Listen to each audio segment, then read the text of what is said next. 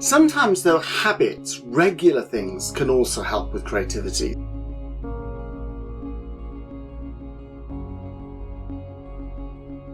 Often when I've been talking about creativity in these videos, it's been about sort of inspiration, those moments, things that are unplanned, often quite chaotic. Sometimes we want the kick that makes us think of something entirely new, but sometimes actually having regularity can be a positive thing as well. So I'm going to talk a little bit about that. Often actually changing your physical location. We talked about the importance of designing physical locations, but actually just the act of having multiple ones can be an important thing to do. So for instance, if I'm sitting at my desk, I'm in a different mode of working than if I sit on a comfy chair. I might sit on my comfy chair and read a book, or perhaps comment on something that I've got to read and comment back on.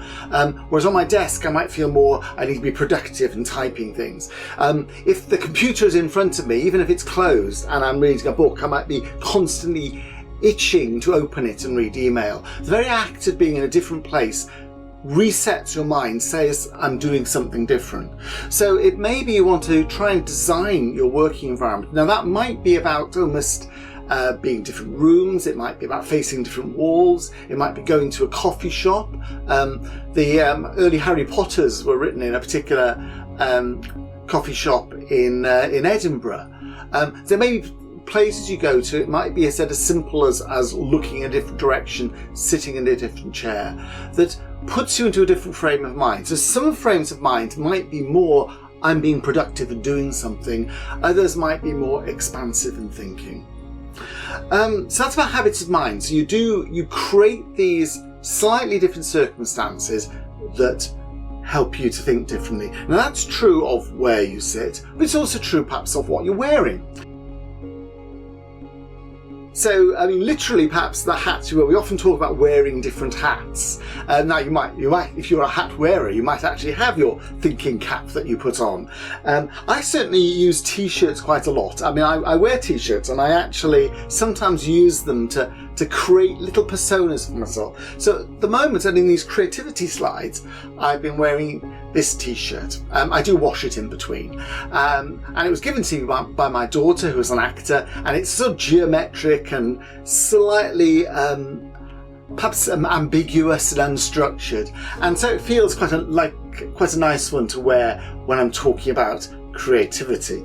I also, when I've been doing statistics slides, I've been wearing this t-shirt, which is actually, it's not statistics, it's what's on it, it's semantic web keywords, but it looks a bit techy. So again, feels quite a good one to wear for statistics. And of course, if I go running, I wear a different t-shirt, perhaps my Tyree ultramarathon t-shirt, just to show that I can put some fitness in as well.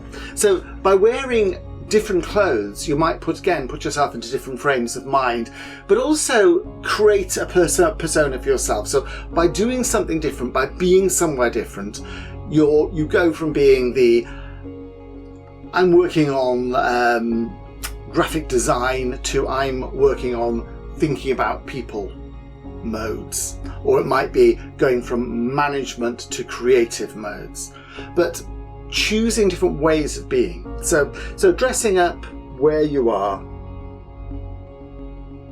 Sometimes by time, we can organise time. Now this is a particular place where we cross over to bits of time management, but and there's different video series about that, but time routines can often help us. I'm a James Bond fan. This is Goldfinger, one of the very early, I think it's a 1961 copy of Goldfinger. Ian Fleming worked for, I've forgotten which it is, but one of the major London newspapers. But he had 2 months a year when he went to Jamaica. He had a house there called Golden Eye. And every morning, and I've forgotten the numbers for this, I was trying to look them up and I missed them, but it was something like he would get up and he would write 1,000 words. And then he would go snorkeling in the water, and lovely warm Jamaican waters. Then he would go back, presumably dry, have some breakfast, and then write another 500 words. And And then that was him done for the day, and he did other things. And every day he did that. And at the end of 2 months, and you could do the sums to work out if I've got my number of words right, but he had the next James Bond novel written. So he created a timetable for himself during the day. And that was a timetable about producing. Sometimes it's more inspirational things. So there's a technique that some people do, which is that you go to a dictionary and every morning you sort of randomly open it, you choose a word and you write a poem where that word is crucial. At least that word is in it somewhere and it's a crucial part of the poem. Now, the poems don't have to be that good. So this is not about producing the wonderful work of poetry that's going to change the world. But it's about getting yourself into a mindset where you are being productive and thinking about things and building that habit that says, well, I want to write a poem, I can write a poem. That's easy.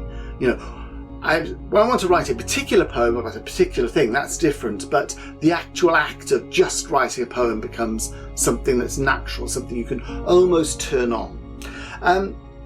A personal example of that for me was some years ago, I wrote a regular editorial on HCI education for SIGCHI Bulletin, which was the members magazine for ACM SIGCHI. What would happen is it was every 2 months, and every 2 months I'd come to deadline day and I'd not written anything, I'd not thought about it at all. And it had to be 1 page of ACM 2-column layout, which is about 850 words. And what happened is I was completely blank. I'd get up, I'd often go off for a walk or something like that. Thoughts would mill through my head. And I'd come back and I'd write it. And by midday, I had something written. And I knew I had to do it. The deadline helped. I'm rotten at doing things like deadlines. But I would get to that deadline and I would have written something that had a patterning to it, had a focus, usually a little bit of something current, some sort of deep issue all mixed together. And that taught me a lot. I learned to write, my craft of writing. It wasn't necessarily the best writing I ever produced, but I learnt my craft. I was doing something regularly and therefore building up the skill set that then meant that when I wrote other kinds of writing, I was better prepared to do that. Now, these kind of things, none of these work necessarily for everyone. Some techniques work better for some, just like all the other kinds of techniques we talked about. But certainly worth trying these kinds of things.